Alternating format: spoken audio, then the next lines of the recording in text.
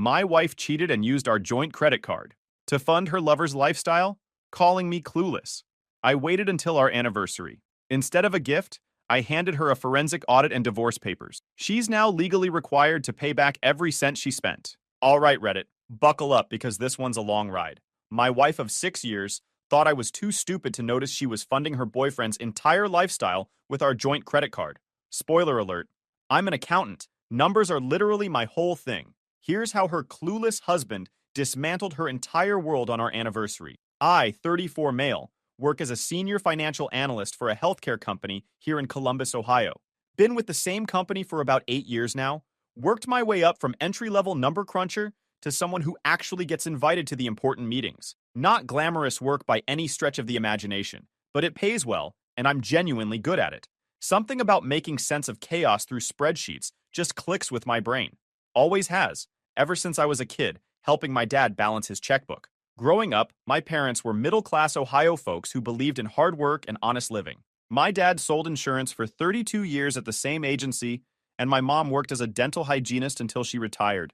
They weren't wealthy, but they taught me the value of a dollar and the importance of knowing exactly where your money goes. Every Sunday after church, my dad would sit at the kitchen table with his receipts and his calculator, making sure every cent was accounted for. I used to sit next to him and watch, fascinated by the process. He'd let me add up the grocery receipts when I got old enough, and he'd always say the same thing. Numbers don't lie, son. People do, but numbers, never. That lesson stuck with me more than he probably ever realized. My wife, Nicole, 32 female, and I met at a mutual friend's wedding 7 years ago. She was a bridesmaid. I was a groomsman, and we got paired together for the reception entrance. Classic setup, right? The photographer kept making us pose closer together, and Nicole made some joke about how at least I didn't have sweaty hands. Made me laugh. Made her laugh. Next thing I know, we're sitting at the same table during dinner, talking for 3 hours straight while everyone else danced. Nicole worked in pharmaceutical sales back then, and still does. Had this infectious energy that made everyone around her feel important. She could walk into a room full of strangers and leave with 10 new friends and 3 business cards. Charisma just oozed off her naturally. I was immediately hooked, partly because she was beautiful, and partly because she seemed genuinely interested in what I had to say. Most women's eyes glazed over when I talked about financial modeling. Nicole asked follow-up questions. We dated for 14 months before I proposed. Nothing too fancy, just a quiet dinner at the restaurant where we had our first official date, with the ring hidden in my jacket pocket the whole meal. She said yes before I even finished the question. Got married in a modest ceremony at this vineyard outside the city because she said she wanted something intimate and meaningful rather than flashy. Her words, not mine. Looking back, that should have been my first clue that she was really good at saying exactly what people wanted to hear. The wedding she actually wanted probably involved white horses and a string quartet. The first few years were genuinely good, though.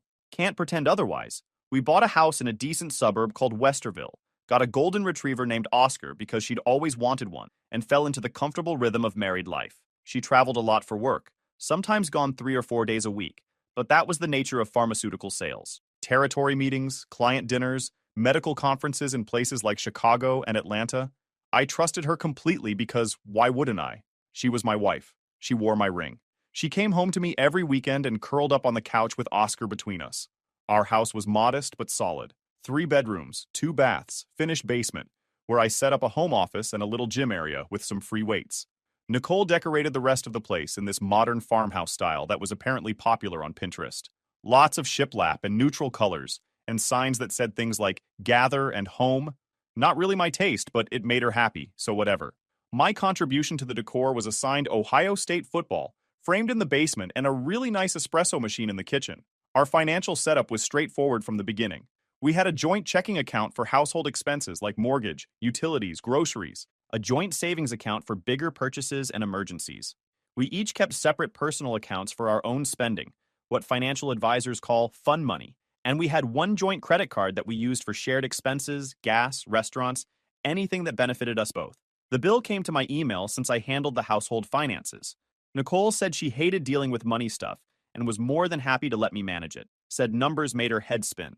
Being the numbers guy that I am, I had a pretty solid system.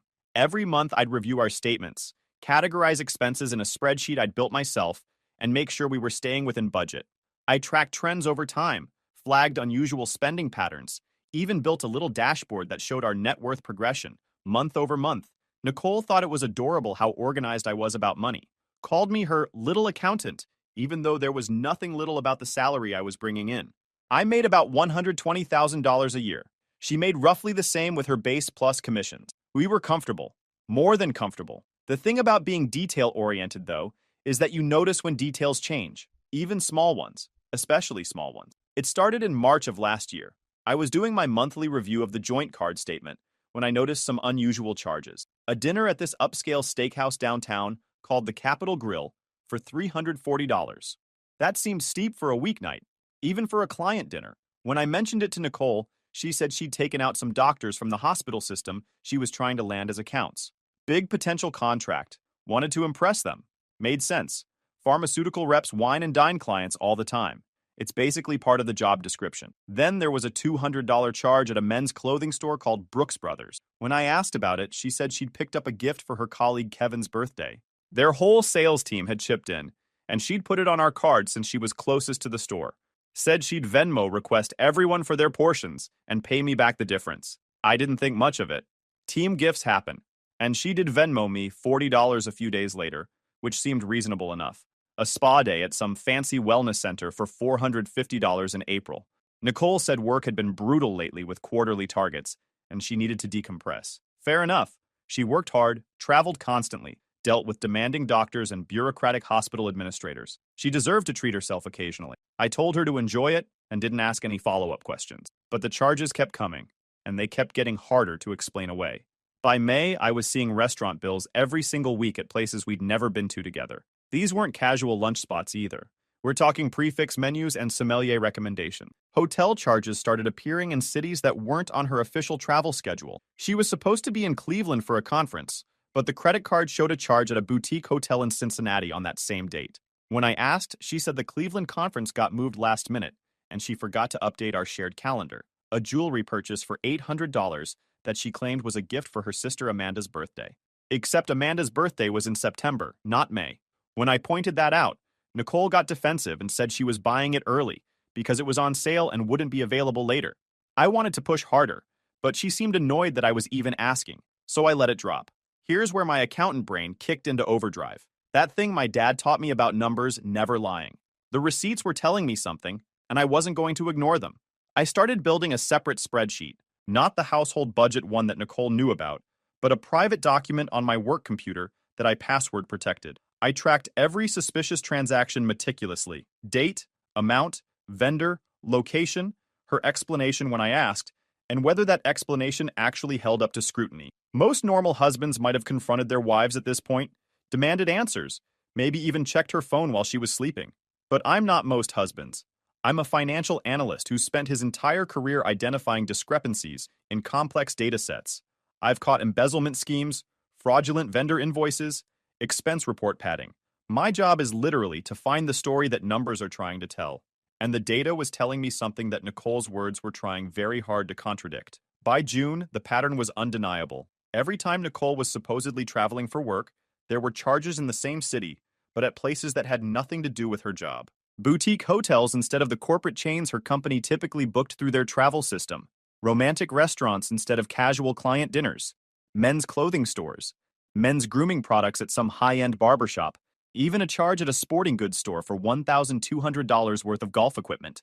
Nicole didn't golf. She thought it was the most boring sport on the planet, and had literally made fun of me for watching the Masters every April. Said it was like watching grass grow in slow motion. Someone was golfing, though. Someone whose lifestyle my wife was apparently bankrolling with our joint credit card. Our money. Money I earned sitting in spreadsheets for 50 hours a week. I could have confronted her then. Could have thrown the spreadsheet in her face and demanded to know who this guy was and what was going on. But here's the thing about catching someone in a lie. If you show your hand too early, they just learn to lie better. They destroy evidence, coordinate stories with their affair partner, and gaslight you into thinking you're the crazy one. I've seen it happen to other guys. They confront without proof and end up apologizing for being paranoid while their wives get smarter about covering their tracks. Number one, I needed to be methodical about this. I needed documentation that would hold up when it mattered, in court if necessary. I needed to know exactly how much damage she'd done and exactly who she'd done it with. So I started digging deeper. Our joint credit card had a rewards program that tracked purchases in detailed categories. dining, travel, retail, entertainment. I logged in and downloaded 18 months of transaction history going back to before I even noticed anything wrong. Then I cross-referenced it against Nicole's work calendar that she shared with me through Google, plus her expense reports that she sometimes left lying around the house on the kitchen counter. The discrepancies were everywhere once you knew where to look. She'd submitted a reimbursement request to her company for a hotel in Detroit on a Tuesday in May. Standard room at a Marriott, $189 a night. But our credit card showed charges at a completely different hotel in Detroit on that same day, a boutique place called the Siren Hotel that cost $380 a night and definitely wasn't on any corporate-approved list. She was double-dipping, getting reimbursed by her company for fake expenses while charging the real ones, the expensive romantic getaway charges, to our joint account. There were dinners at restaurants in cities where she had no scheduled clients according to her work calendar, Uber rides to addresses that weren't hospitals or medical offices. I Googled one address, and it turned out to be an apartment complex in a trendy neighborhood. A recurring monthly charge at a high-end gym in Cleveland called Lifetime Fitness that I later discovered was located about 2 blocks from that same apartment complex. Someone lived there. Someone she was visiting. Someone who apparently needed a fancy gym membership that my wife was happy to provide. I still didn't have a name, though. The charges were damning but circumstantial. I needed something concrete, something that would connect all these dots into an undeniable picture. The breakthrough came in early July when Nicole made a mistake. She left her laptop open on the kitchen island while she went to take Oscar for his evening walk around the neighborhood. I was making dinner, just pasta with some sauce from a jar because I'm not exactly a chef. Glanced over at her screen and noticed her personal email was logged in. Gmail, inbox open, notifications piling up. I know. Snooping is wrong. Invasion of privacy, violation of trust, all that stuff they tell you in marriage counseling. But so is financial fraud and adultery. So I figured we were operating in a gray area where normal rules didn't apply anymore. I only had about 15 minutes before she'd be back. Oscar liked to take his time sniffing every tree and fire hydrant on our street. My heart was pounding as I walked over to the laptop, hands actually trembling a little. Part of me didn't want to look. Part of me already knew what I was going to find. I scanned her inbox quickly. Lots of work stuff, newsletters she never read, promotions from stores. Then I saw it. An email chain with someone named Brandon Whitmore. The subject line was just a heart emoji. Nothing else. Just a red heart. That told me everything I needed to know before I even opened it. The emails were damning. Worse than I'd imagined. Pet names like Baby and Handsome and My Love. Inside jokes about restaurants they'd visited and hotels they'd stayed in. Plans for their next work trip together, which was apparently code for Nicole lying to me about a conference while actually spending the week with this guy. But the email that really got me, the one that turned my shock into something colder and harder, was from about 3 weeks earlier. Brandon was complaining about not being able to afford new golf clubs, said his Callaways were getting worn out, but he was strapped for cash after some bad investments. Nicole's response made my blood freeze. Don't worry, baby. I'll take care of it. David doesn't even look at the credit card statements. He's completely clueless about this stuff. What's another $1,000 when it means seeing you happy? I'll tell him it's equipment for work or something. He never questions anything I tell him. Clueless. My wife thought I was clueless. I'm a financial analyst with a master's degree in accounting from Ohio State. I have professional certifications in forensic accounting and fraud examination. I literally get paid 6 figures to find discrepancies in financial documents that other people miss. My entire career is built on being the opposite of clueless. And she thought I was too stupid to notice she was draining our accounts to fund her boyfriend's lifestyle. She thought I was so trusting, so naive, so head over heels devoted to her that I'd never look twice at a credit card statement. I took screenshots of everything, the whole email chain, the dates, the incriminating messages, emailed them to my work account, which I knew she couldn't access. Then, I carefully scrolled back to where the inbox had been when I found it, closed the laptop exactly how she'd left it, and went back to stirring my pasta like nothing had happened. By the time Nicole came back with Oscar, I was sitting at the kitchen table eating dinner and watching sports highlights on my phone. She kissed my forehead like she always did, asked if I wanted her to pour me something to drink, and went about her evening like she wasn't actively destroying our marriage with every text she sent under the table. I smiled and said I was fine, because I was fine. For the first time in months, I had clarity. I knew exactly what was happening and exactly who was involved. Now came the hard part, deciding what to do with it. The obvious move would have been to confront her immediately, scream and cry and throw things, maybe storm out and crash at my buddy Jake's place while I figured out my next steps. That's what most people would do. That's what she probably expected any normal husband to do once he found out. But that's not how I operate. I don't do emotional explosions. I do calculated responses based on complete information. My dad used to say that anger makes you stupid, that the best decisions come from a calm mind looking at clear data. He was right about a lot of things. Plus, our 7th wedding anniversary was coming up in October, 3 months away, and I had an idea forming that was too poetic to pass up. See, Nicole had been dropping hints about wanting something special for our anniversary, a romantic getaway maybe, or that designer handbag she'd been eyeing for months. She'd even started a countdown on her phone, which I found genuinely hilarious given that she was spending most of her work trips with Brandon. What she didn't know was that I was planning something special too, just not the kind of special she was expecting. I spent the next 3 months building my case like I was preparing for a federal audit. First, I contacted a forensic accountant who specialized in divorce cases. Not cheap, but worth every penny. Guy named Paul Haverford, who'd worked fraud cases for the FBI for 15 years before going into private practice. I explained my situation over the phone, sent him my preliminary spreadsheet, and asked him to do a comprehensive audit of all our joint accounts going back 2 years. Wanted to know exactly how much money Nicole had siphoned for her affair. Paul was thorough in a way that made even my detailed approach look amateur. He traced every suspicious transaction, categorized them by type, and calculated the total with interest and opportunity cost. The number made me physically ill when I first saw it printed on his official letterhead. $47,832. Almost 50 grand in dinners, hotels, clothing, gifts, golf equipment, gym memberships, and other expenses that had nothing to do with our marriage and everything to do with Brandon Whitmore's comfortable lifestyle. Nearly $50,000. Money I earned. Money we were supposed to be saving for a house upgrade, for kids someday, for our future together. Gone. Spent on some guy who apparently couldn't afford his own golf clubs. Paul also helped me document the fraud in a way that would be admissible in court. Time-stamped screenshots, transaction records, cross-references with her work calendar showing she wasn't where she claimed to be. Bank statements highlighting the transfers. Email evidence of intent and awareness. Everything organized in a professional binder with tabs and exhibits that would make any judge's eyes pop. Next, I consulted with a divorce attorney. Woman named Patricia Huang, who came highly recommended for high-asset divorces involving financial misconduct. I laid out everything. The affair, the financial fraud, my documentation. Patricia flipped through Paul's forensic report and my spreadsheets with growing appreciation. Most clients come to me with suspicions and emotions, she said, looking up at me over her reading glasses. They have a feeling their spouse is cheating, but nothing concrete. You've come with a prosecutable case. This level of documentation is genuinely rare, Mr. Davies. Numbers are kind of my thing. She explained my options carefully. Ohio is a no-fault divorce state, meaning I didn't technically need proof of adultery to file for divorce. But proof of financial misconduct? That was gold.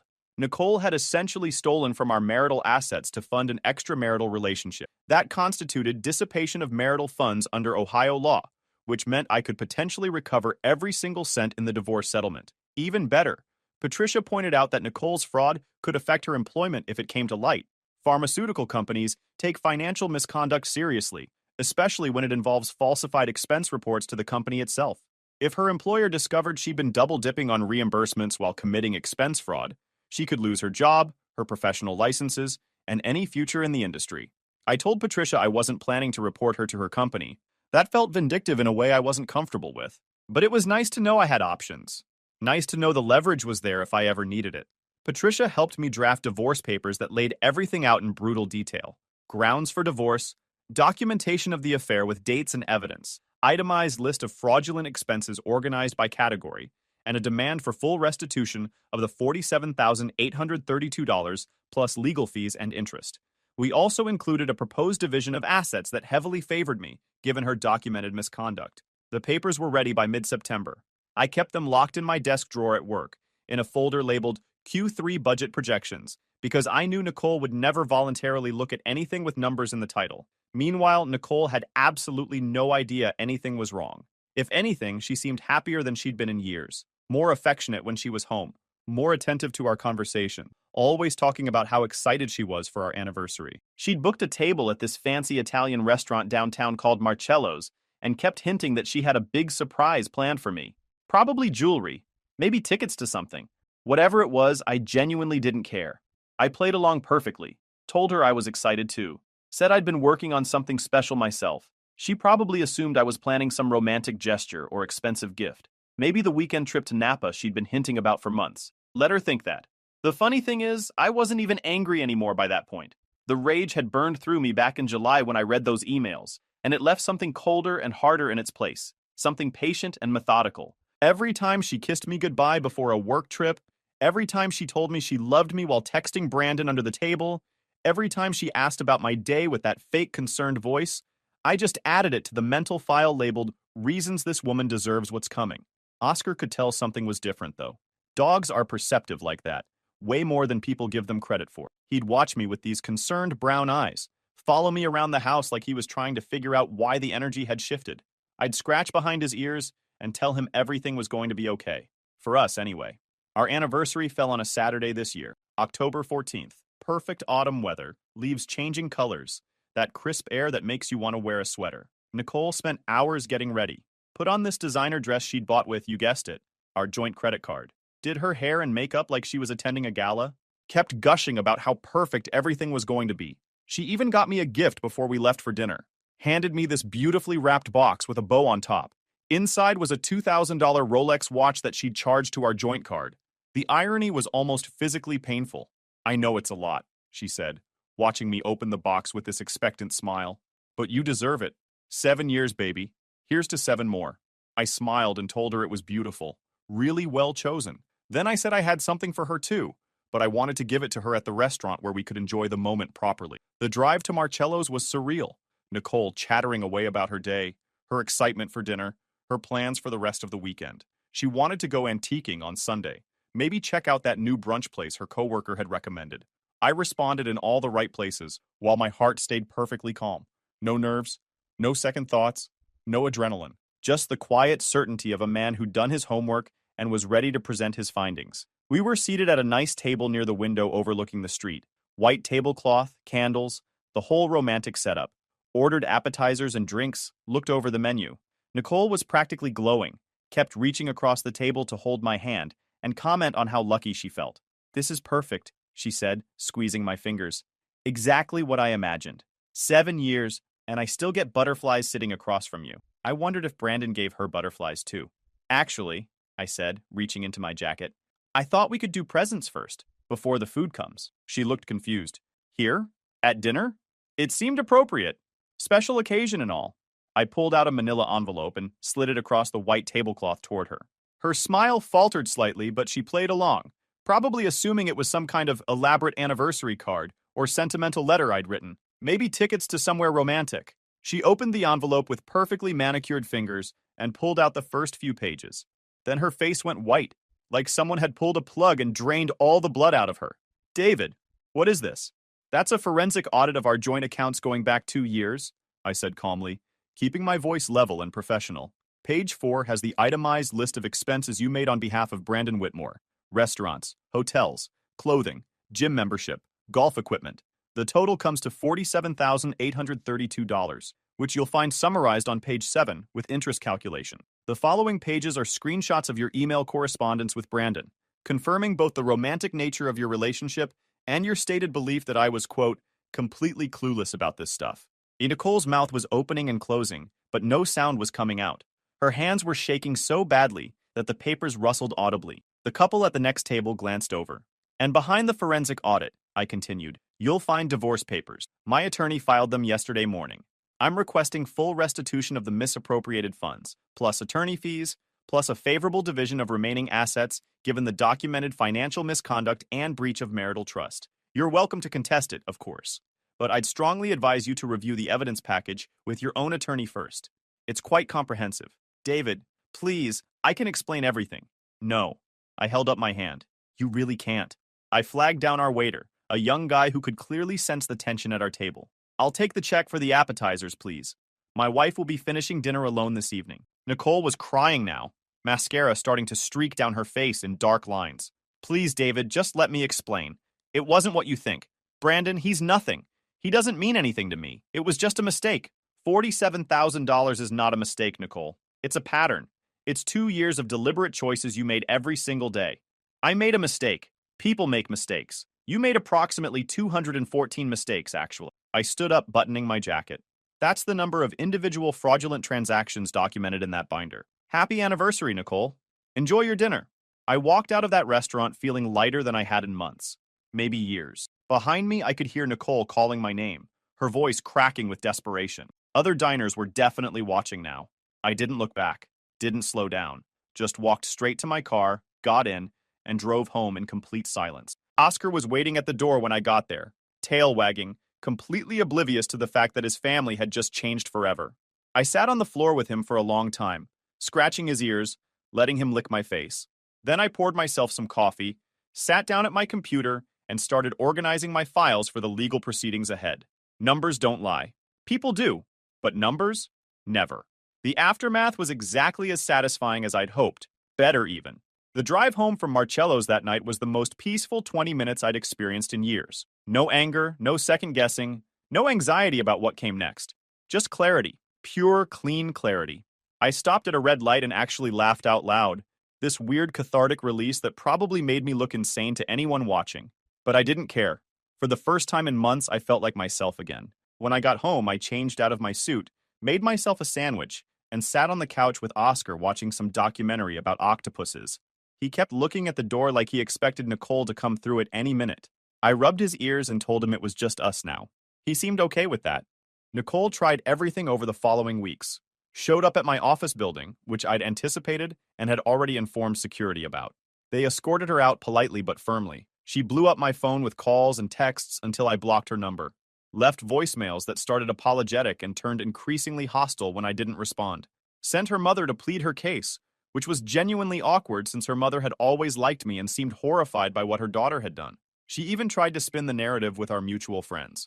Claimed I'd ambushed her, that I was cruel and calculating, that I'd been planning this takedown for months while pretending everything was fine. Called me emotionally abusive for not giving her a chance to explain.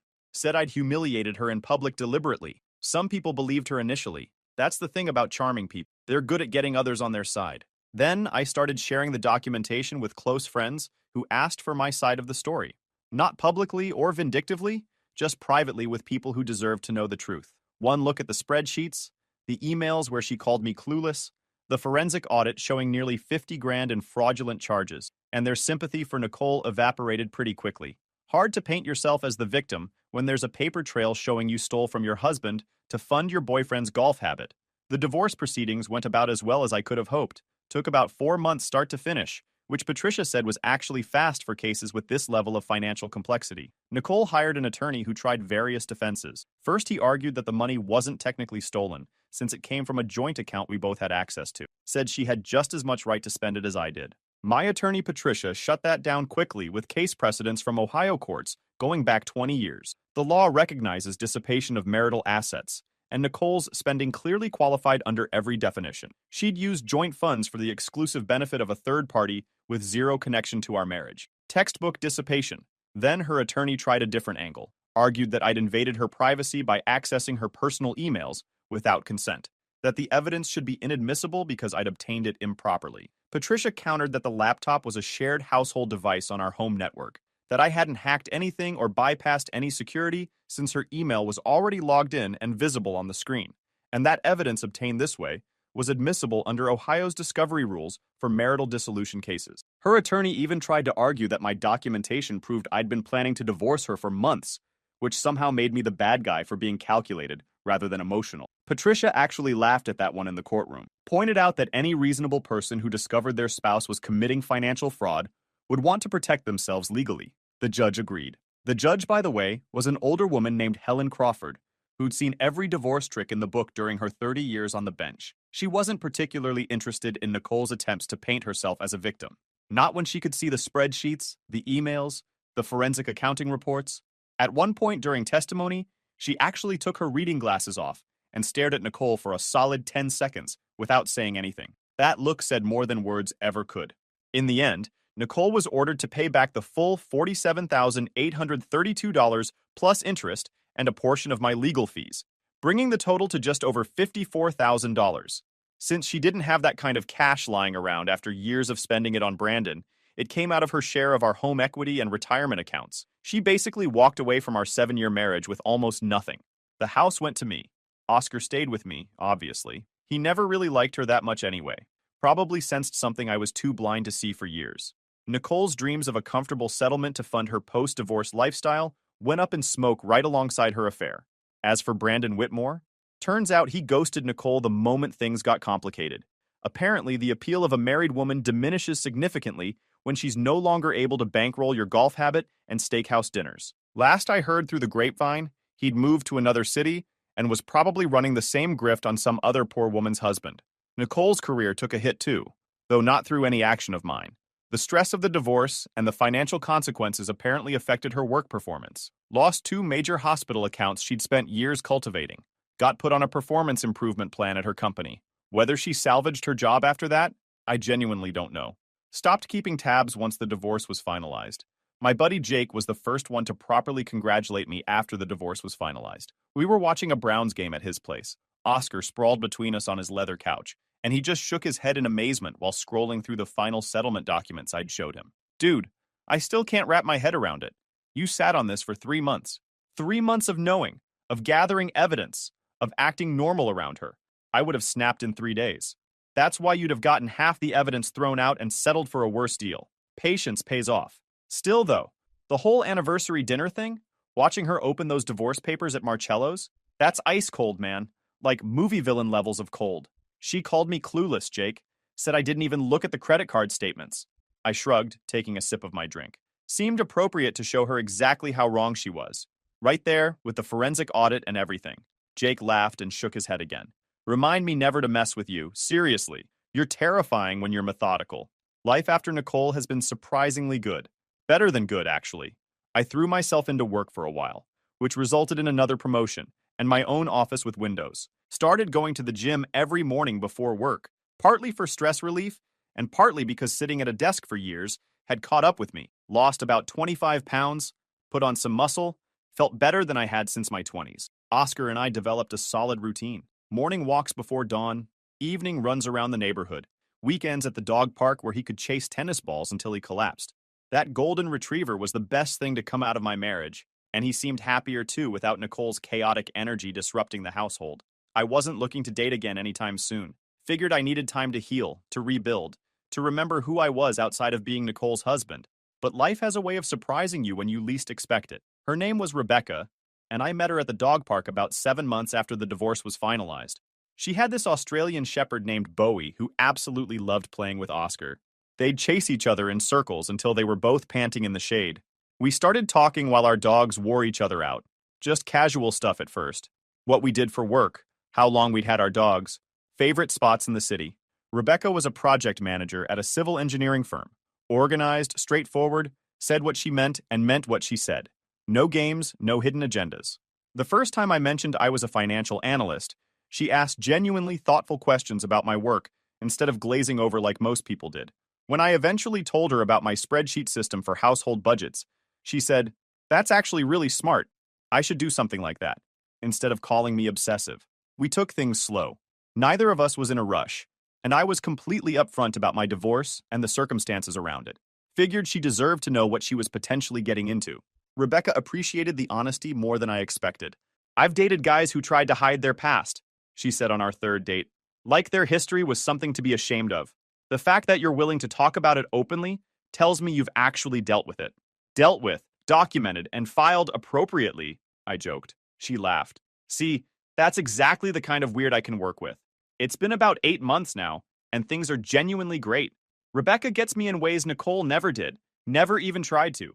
She doesn't see my attention to detail as obsessive or my planning as controlling. She sees them as strengths, things she actually appreciates and values. Last month, she moved in with me and Oscar. We merged our household systems over a weekend, and instead of it being stressful or contentious, it was actually fun. 2 organized people building something together, instead of one person carrying all the weight while the other exploited it. Oscar absolutely loves her, follows her around the house, sleeps at her feet, brings her his favorite toys. That's all the endorsement I ever needed. Sometimes I think about what would have happened if I'd confronted Nicole back in July when I first found those emails. Probably would have gotten gaslit into thinking I was paranoid. She would have deleted the evidence, coordinated her story with Brandon, played the victim, maybe even convinced me to stay, while continuing the affair more carefully behind my back. I would have been stuck in a marriage with someone who genuinely thought I was too stupid to notice I was being robbed and cheated on. Instead, I trusted my training, did my homework, built a case that was airtight and undeniable, and when the moment came, I delivered it in a way she would never, ever forget. Nicole called me clueless because it made her feel safe, made her believe she could do whatever she wanted without consequences. She confused my trust for stupidity, my patience for ignorance, my love for weakness. That was her mistake, and it cost her $54,000, a marriage, a house, and any claim to the comfortable life she thought she was building on my dime. If you enjoyed this video, please hit that subscribe button. It really helps the channel and help us bring you more and better stories. Thanks.